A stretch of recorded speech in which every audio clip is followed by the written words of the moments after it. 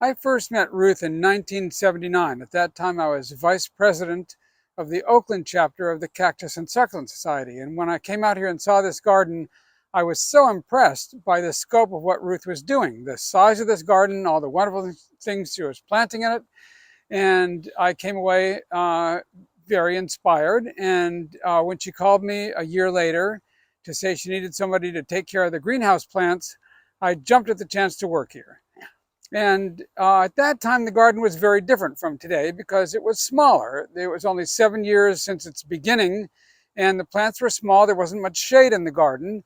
But now, with the passage of time, trees have grown up, and there's a lot more shade in the garden, a lot more microclimates, a lot more differences in the light level from one part of the garden to another. And that has, in turn, enabled us to grow a lot more plants that require different kinds of light levels.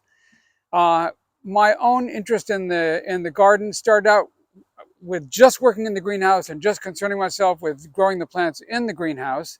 But I was curious about the garden itself, and as I started to bring back plants from nursery visits and contribute more and more to the plants that were planted in the garden, I started to pay more attention to it. And it's been wonderful to watch the evolution of the garden over the years as it's changed, as plants have matured and grown up.